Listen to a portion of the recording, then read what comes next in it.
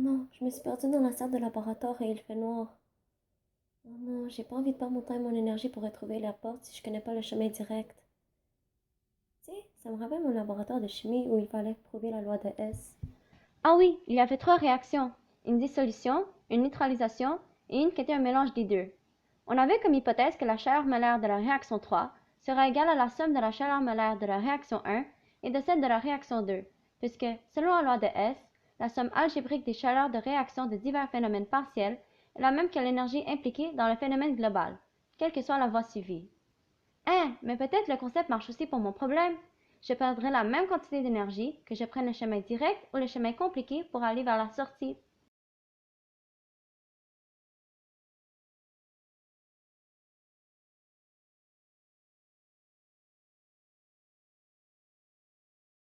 Oh, c'est quoi ça? Une capsule vidéo? Maintenant, faisons un peu d'histoire. La loi de Hess a été élaborée par le médecin et chimiste suisse Germain-Henri Hess. Il s'est mis à étudier la chimie à partir de 1830 avant de devenir professeur à l'Institut technologique de Saint-Pétersbourg. C'est en étudiant la chimie qu'il a réussi à expliquer entre autres l'oxydation des sucres. Il a aussi fait la découverte d'un minéral qu'on a nommé hessite en son honneur, mais il est surtout reconnu grâce à son intérêt à la thermochimie qui l'a mené à la découverte du principe de la loi de Hess qu'il a publié en 1840. Au 19e siècle, la science commençait vraiment à se développer à un rythme plus soutenu, donc la découverte par Hess d'une méthode qui permettait de prédire la variation d'enthalpie des réactions chimiques s'est vraiment avérée très utile pour l'avancement des recherches scientifiques. En effet, en laboratoire, la loi de Hess peut être utilisée quand il est impossible d'effectuer certaines réactions, soit parce qu'elles sont trop rapides, trop lentes ou trop violentes. Cool! Oh, voilà une autre capsule! La loi de Hess a beaucoup d'applications dans la vie réelle. Un exemple serait que les industries peuvent, grâce à cette loi, trouver quel moyen est le plus efficace et le plus rentable pour leur production en se basant sur de l'énergie qui est utilisée par différentes sortes de carburants. Donc oui, dans ce cas-ci, ça revient à l'argent. Ensuite, un autre exemple d'application de la loi de Hess serait pour calculer la chaleur de combustion de l'éthane, qui est un gaz qui est présent dans le gaz naturel et le pétrole. Il est utilisé pour la composition de certaines matières plastiques. Dans la nourriture aussi, la quantité d'énergie nécessaire pour détruire les liens dans du glucose, par exemple, permet de trouver le nombre de calories qu'il y a dans l'aliment et la loi de Hess permet de faire ces calculs. Intéressant, mais toujours pas de sortie. On dirait que je revis mon laboratoire. Tiens justement, une vidéo qui résume le labo. Faisons maintenant un bref résumé du laboratoire qui se divisait en trois réactions. Lors de la première réaction, nous voulions déterminer la chaleur molaire de dissolution et de dissociation du NaOH. Pour ce faire, nous avons tout simplement fait une dissolution de NaOH. Nous avons d'abord pesé 8 g de ce solité sur la balance. Nous avons ensuite mesuré 200 ml d'eau distillée à l'indice cylindre gradué et nous avons combiné ces deux éléments dans le bol de styromousse sur la plaque agitatrice en s'assurant d'y mettre l'eau en premier et de prendre la température initiale de l'eau avant d'y ajouter le NaOH. Suite à la réaction, nous avons pris la température finale du mélange. Lors de la deuxième réaction, nous voulions maintenant déterminer la chaleur molaire de neutralisation du NaOH par le HCl. Pour ce faire, encore une fois, nous allons commencer par peser du NaOH, 7,2 g cette fois-ci.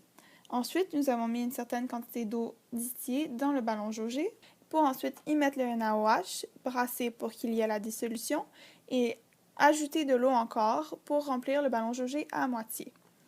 Ensuite, nous avons transféré ce mélange dans une éprouvette que nous avons laissé reposer pour reprendre le tout au prochain cours lorsque la solution serait froide. Au cours suivant, nous avons remis le contenu de l'éprouvette dans le ballon jaugé et nous y avions ajouté de l'eau distillée pour atteindre le volume de 50 ml. Nous avons ensuite mis ce 50 ml dans le bol de styromousse sur la plaque agitatrice et nous avons pris soin de mesurer la température initiale du mélange avant d'y ajouter du HCl.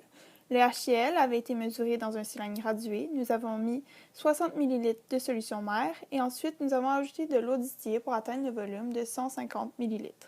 Une fois que c'était fait, nous avons ajouté le HCl au mélange de NaOH dans le bol de styromousse. Nous avons attendu la fin de la réaction pour prendre la température finale. Il ne restait maintenant qu'à faire la réaction 3 qui avait comme but de déterminer la chaleur molaire de neutralisation du HCl par le NaOH. Nous avons commencé, comme dans les deux autres réactions, par peser du NaOH 12 g dans ce cas-ci. Ensuite, à l'aide du cylindre gradué, nous avons mesuré 100 ml de HCl de la solution mère. Nous avons ajouté de l'eau distillée pour atteindre un volume de 200 ml. Dans le bol de styromousse sur la plaque agitatrice, nous avons mis le mélange de HCl et nous avons pris soin de prendre la température initiale de ce mélange avant d'y ajouter le NaOH. Suite à la réaction, nous avons noté la température finale du mélange. Mais voyons, c'est mes résultats de labo. On dirait que nos résultats ont été valides.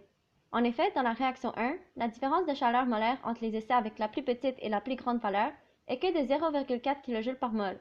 Et pour la réaction 3, la différence est de 0,3 kJ par mol. On peut donc dire que nos manipulations sont réussies, puisque les chaleurs molaires sont essentiellement les mêmes.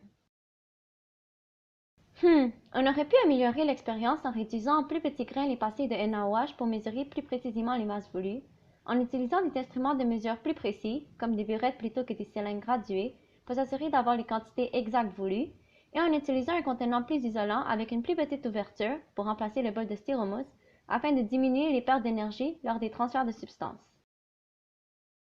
Notre hypothèse de départ était donc correcte, puisque la somme des chaleurs molaires de la réaction 1 et de la réaction 2 est de moins 96,3 kJ par mol, et la chaleur molaire de la réaction 3 est de moins 98 kJ par mol, ce qui est une différence minime entre la valeur théorique et la valeur expérimentale de la chaleur molaire de la réaction globale.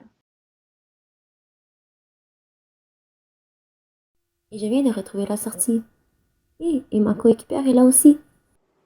Vous savez maintenant que peu importe le chemin que vous empruntez, vous pourrez atteindre votre but. Sans utiliser plus d'énergie.